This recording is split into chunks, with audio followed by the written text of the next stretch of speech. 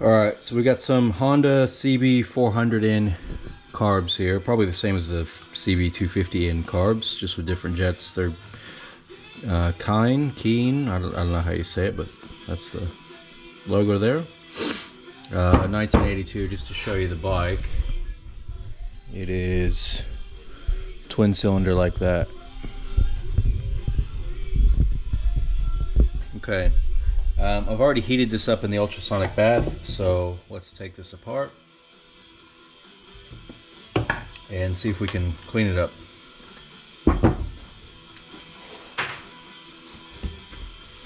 I like to heat it up first, that way I can break all these bolts loose with my JIS screwdrivers. So we'll pop the diaphragms off first.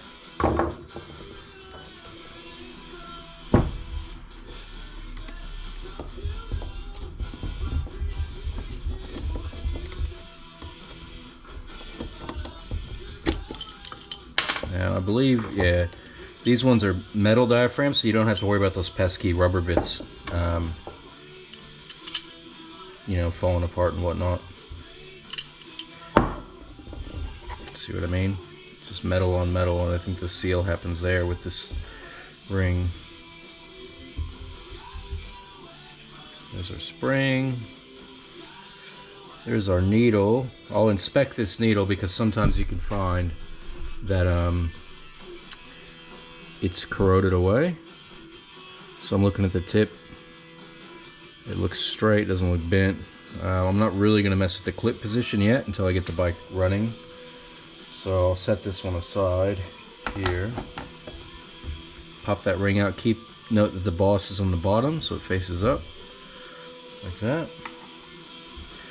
On these carburetors, you always pull this metal or this plastic tab out, and you can, it's sort of the, I'm not, to be honest, I'm not sure. I know that that plastic bit guides the diaphragm slide, but also this part can sometimes be warped, so you can give that a sand, but it'll give us a chance to blow out all those little holes in there.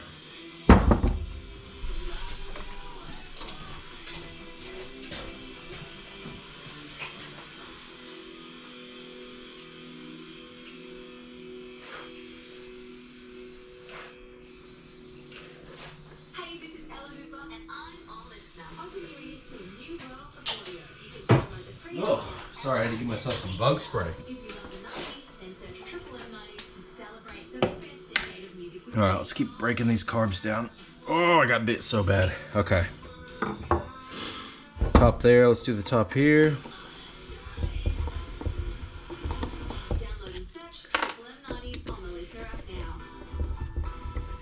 And you can see, because this has already been ultrasonic cleaned, I'll show you my bath in a bit.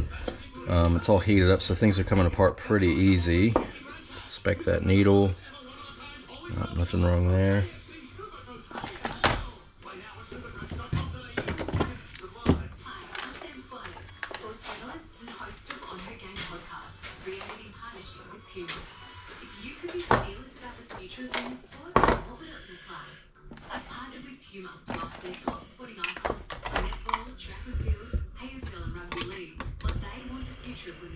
Go get that out, inspect that lip, make sure it's not too cooked.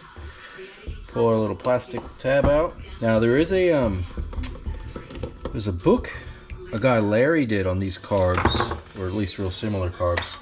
They're for a CX500, but it's the same style of carbs, and man, he goes into super good detail. I'll try and post a link to that book. He does sell it. It's like 20 bucks or something. It's super valuable, not just on this carburetor, but any Honda from the 80s carburetor, and pretty much any Japanese carburetor, because you're going to get a lot of info. Oh. I just realized the radio was on, probably muting out my voice. Alright, so the tops are done. The reason I like doing those first is so I can, so I don't pull the bottoms out first and then flip it over and have my exposed bottoms banging on the countertop. Not that that's not going to happen, but at least it's less likely now.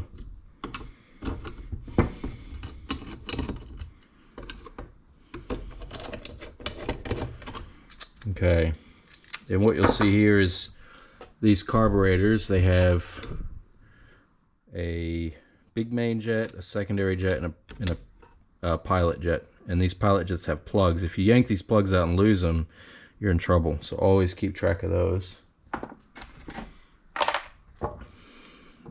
Sometimes we get lucky and these are just push fit. Yeah. See how nice that is? You don't have to whack it with a hammer or a punch or anything. Float needle looks pretty good. Floats look good too. This carb actually isn't dirty. I mean, really,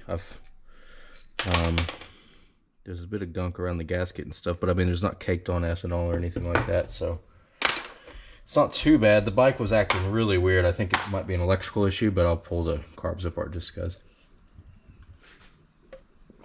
Okay, so I'll walk you through the whole circuit here. So when you first start the bike and it's idling, there's two things in play. Your pilot and your fuel screw. I'll pull the fuel screw out now. This one's got knurled edges, so you can actually... what I should have done is measured how many turns out it was, but because I've already inspected this car before, I know it was 2 turns out. That needle looks okay. There's going to be an O-ring in there. God help us if we can actually get it out. A lot of times I can't get that O-ring out, and when I chuck it back in the bath, it ends up falling out later. I actually don't see one in there, so it may be missing, or sometimes it's not included, but usually it's included, so I'll probably end up throwing another O-ring in on the bottom of that. Should be a washer also.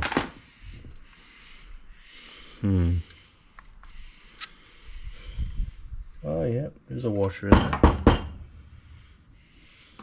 I think that's an O-ring from a previous build, but honestly, guys, I got no good solution for getting it out. Now that O-ring just fell out there, and beneath it looks like there might be an O-ring.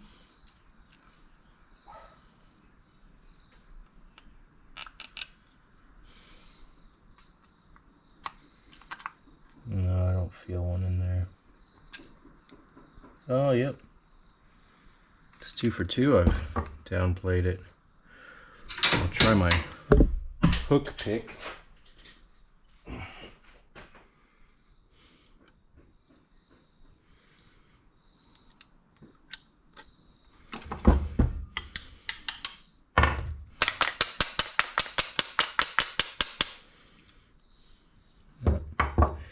It's usually really tricky to get these out.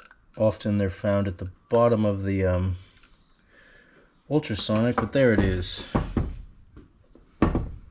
So, for reference, the way this stacks up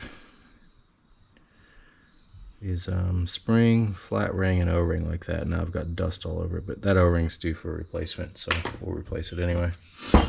Okay, now that is the adjustable part of the idle circuit. So if you're, well, there's also your idle adjustment here, which controls the butterfly. That's a different story. But in terms of things on the carburetor that aren't easily accessed, you got your pilot jet, which should remain stock unless you've put some new exhaust or new pod filters. Now, on this bike, it didn't come with an exhaust, so I put my own exhaust in, which meant it didn't have a H box or a collector box in between the header pipes and the mufflers, which means it has a bit more flow than a normal stock setup, which means it's a bit louder, etc., etc. But man, somebody's been in here before, because these look pretty spanking new. There's no way that these are 45 years old.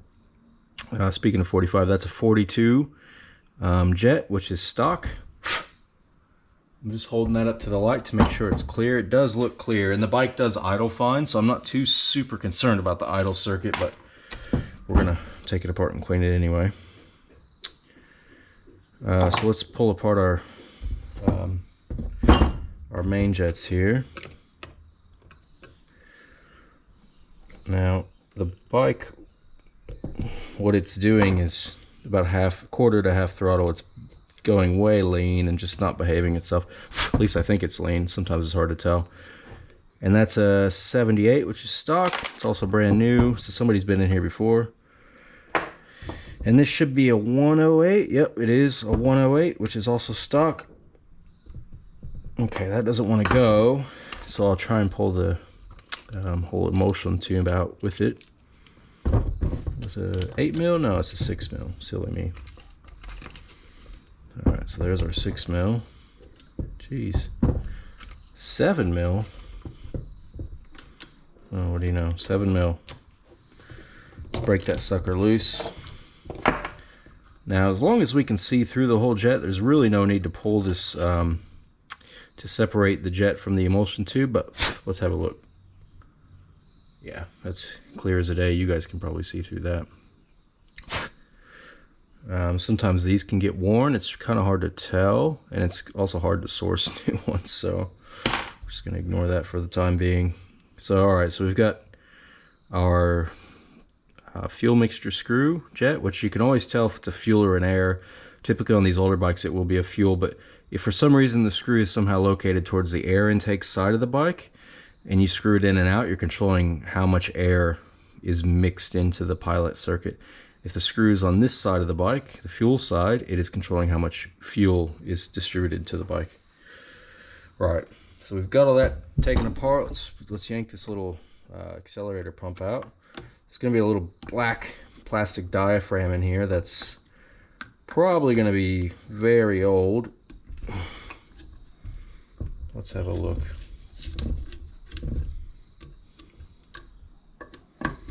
These are always spring loaded, so just, you know, keep your weapon drawn. Little O-ring there always. Okay, so these are out of the ultrasonic cleaner. I did drop a little CLR in there at the last minute just to clean this stuff up. I hit these with the red Scotch-Brite on the wheel. You can see they look alright now. Same with the bottoms there. If I was a keen person who wanted to show these carbs off, I would sandblast these, soda blast them, and then vapor blast them, or just vapor blast them, but a lot of times I'll just sandblast them. I just don't need to do that because I want to restore functionality. So let's rebuild these carbies. Okay.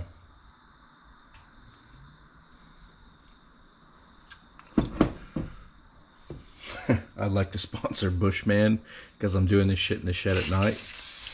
And God knows you don't want to be eaten alive by bugs. There's bugs everywhere. So, we'll put a bit of that in our carburetors.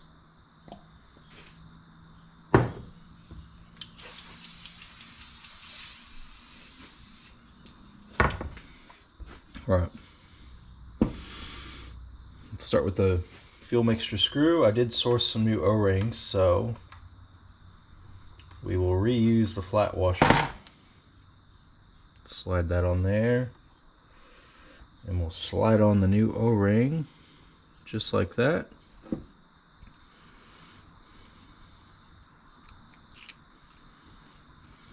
And then we're gonna twist these in.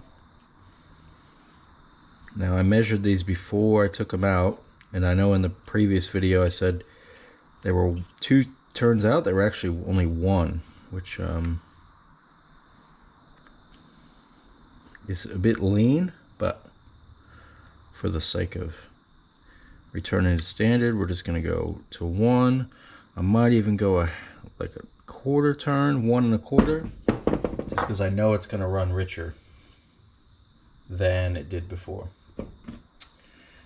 Okay, the pilot jet. Now all these went through the ultrasonic, and before I was concerned that these had tears in them. They don't actually have tears. I held them up to the light to confirm that. There's dimples forced in there from the manufacturing process, which I can see on both of them. And they're all 90 degrees apart, so I'm not too fussed about that. Now, the pilot jet goes in there. No, it doesn't. Pilot jet goes in there. So with the pilot jet, you just screw it down till snug. And I have made custom flatheads, which I talk about in my other videos. This one actually works out to a point where you can use a standard and it's a lot wider. See how there's not much play compared to this where there's a lot of play. So I'll drop that guy in there, and then once it starts to give resistance, just a little bit of snug, and that's in there.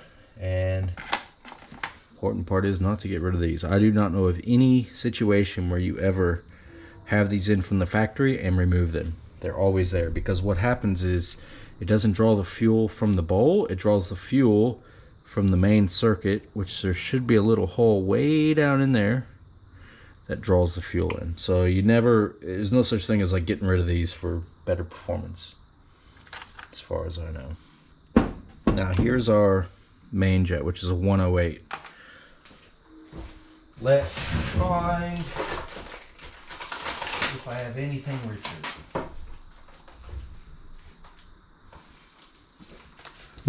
Yeah, here's my little jet kit. I do have a 113, which is a pretty big step up. That's a pretty big step up. I might leave that alone.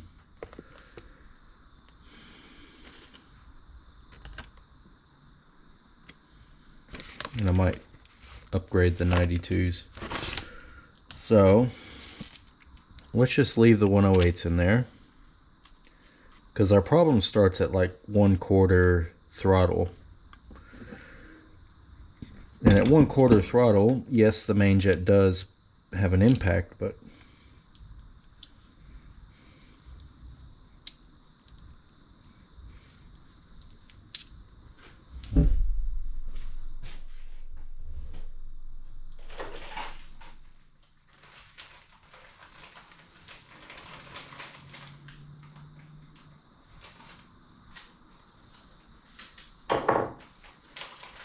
I'm just having a look at my other jets available.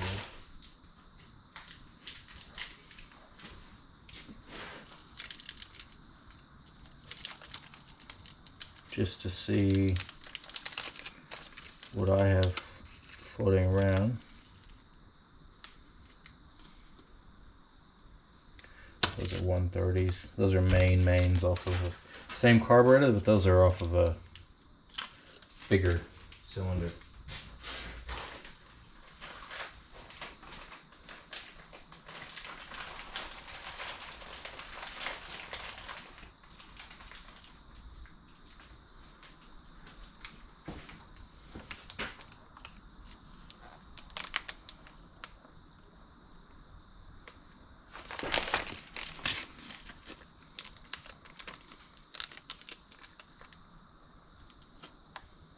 No, it's the same. Those are off big cylinders. So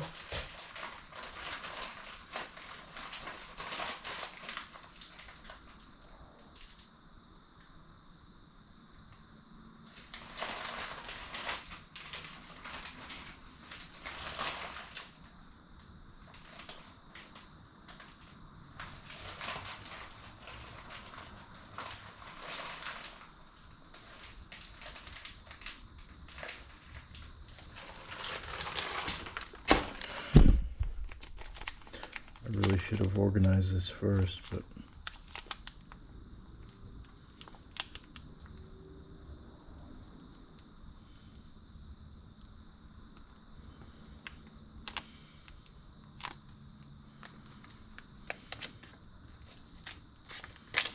now these do look like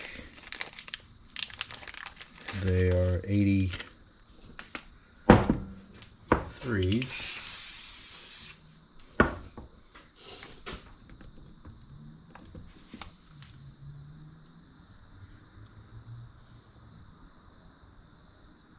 No, they're 93s. Alright, well that was a waste of time there.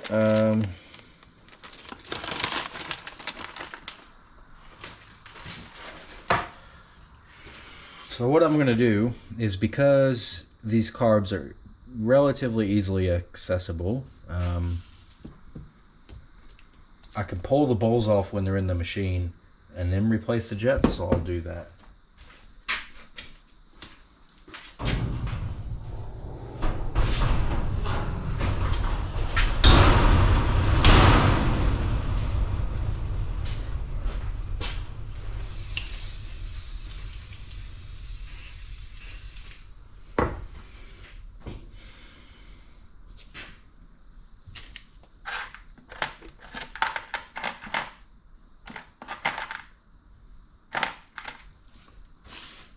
There we go. There's our 78.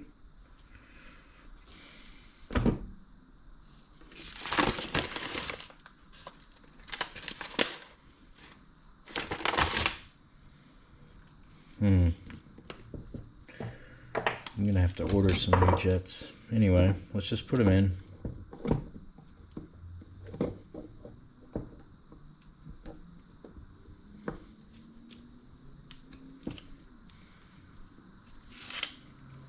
And there's our 108, which we can replace with a 113. I think I want to do that now.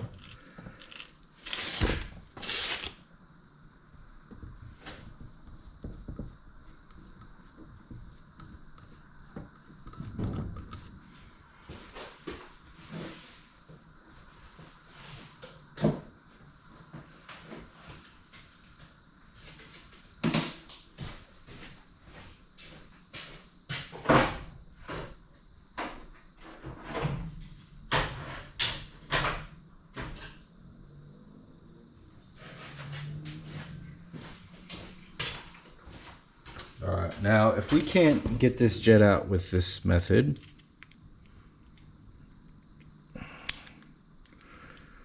we'll have to use vice grips, which I don't want to do, but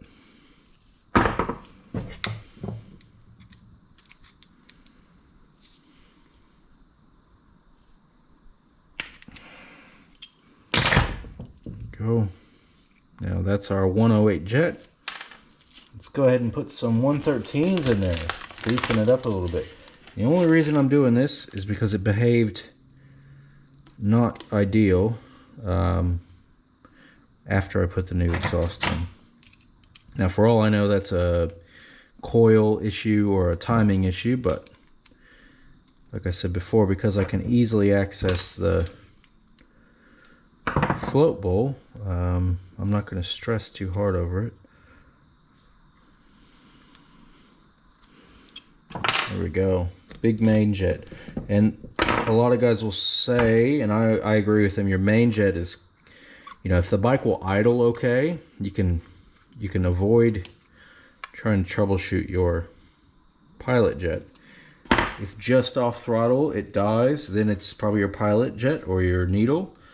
But if all that works good and then you go to give it the mustard and it doesn't work at all, look at your main jet, which is what we're doing here. So we've got our fuel screw in, which is a 1 1/4 turnout. Our jets are all installed, our plugs installed, so let's put in the float needle. And you want to inspect these and give them a good spray when you can.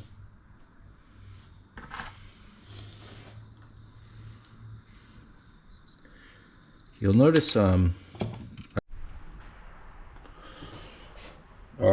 these guys are all clean and ready to go back together.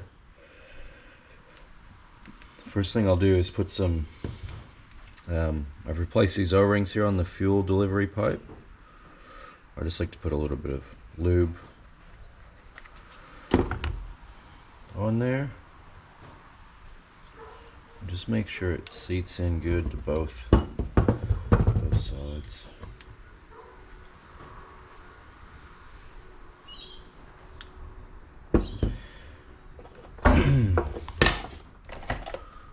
Alright, now this can be a little bit tricky. If you remember, we still got that spring hooked in the spot, and we need to link the butterflies up, which this guy should be, yeah, spring loaded there.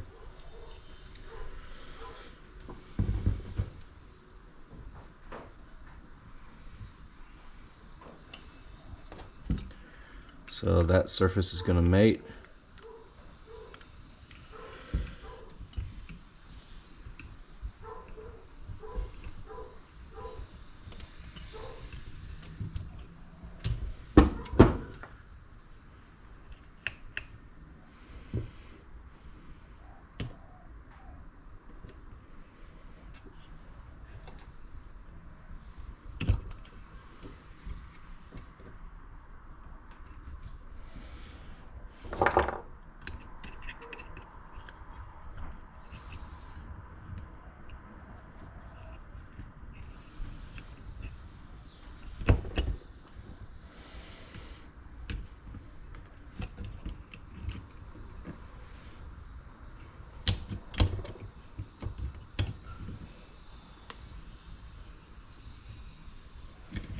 So I want to get that pin.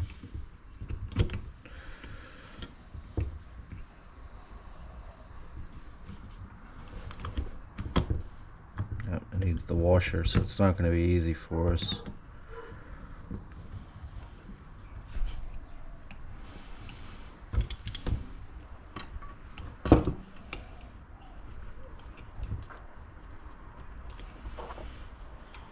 There's two washers there. I got to split them so the bottom and the top stay separate.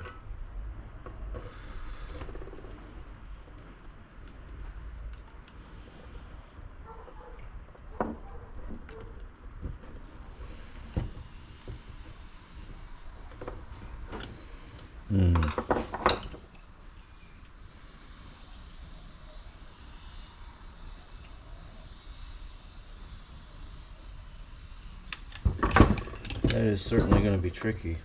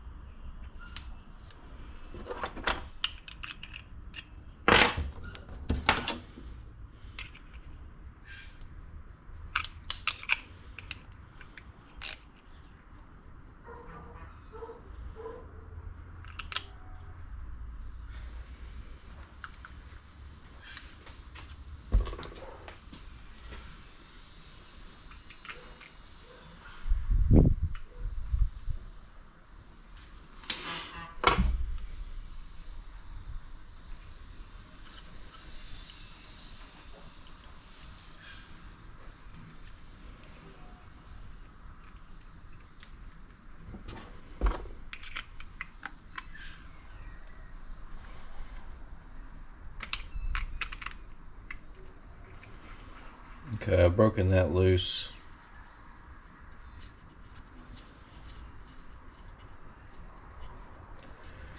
I'm wondering if I just can't install it. Now that was a synchronized point, so we'll have to redo that.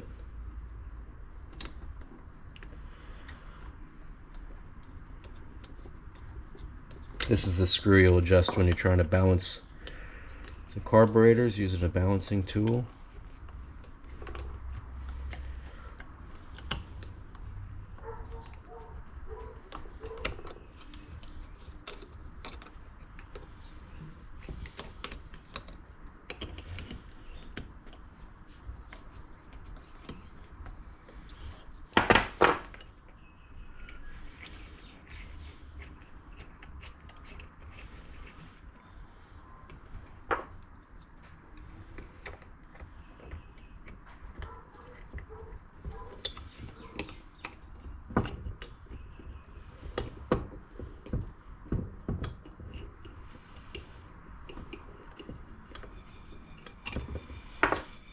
Okay, I've separated it and I want to install it like that.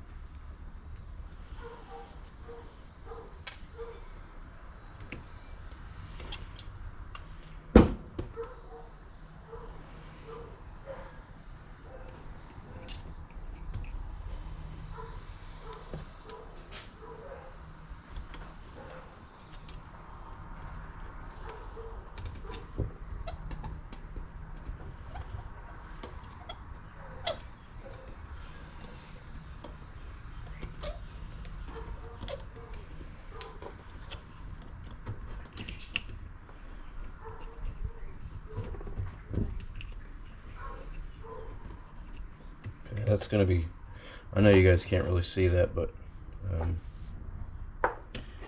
that's all assembled. It's set up correctly, but now the tricky part's going to be threading it through. There we go.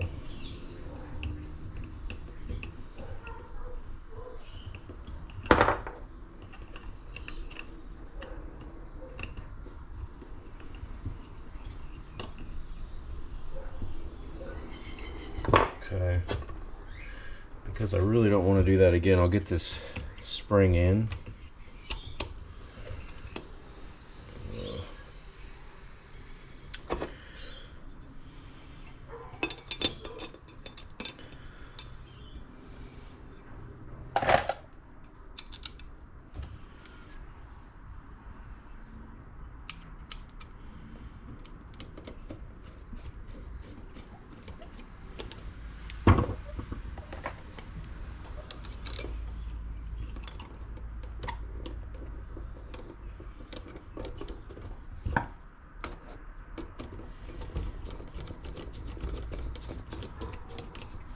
And before we tighten these up, we want to put the carbs on a super flat surface, like have a bar across here so they're perfectly flat when we go to tighten that assembly.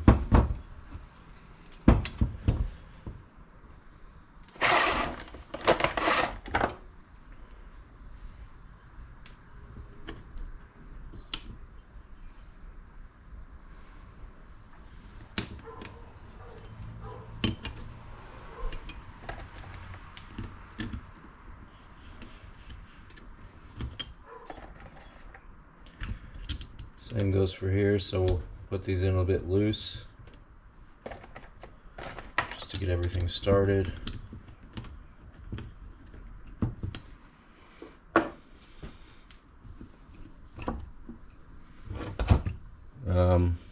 Now I'll go ahead and hook that spring that we got earlier. If this goes awry, it's a bit frustrating, so let's hope it goes well. Just trying to hook that spring there.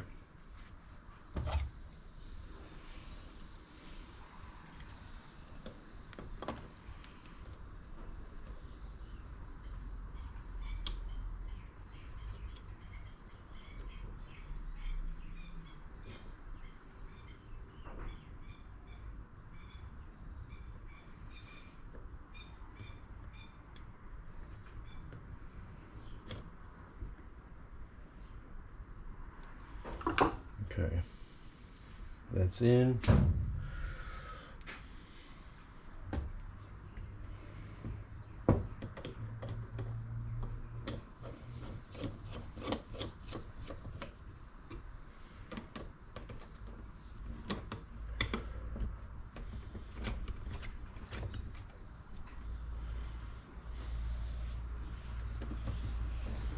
Just gonna snug them.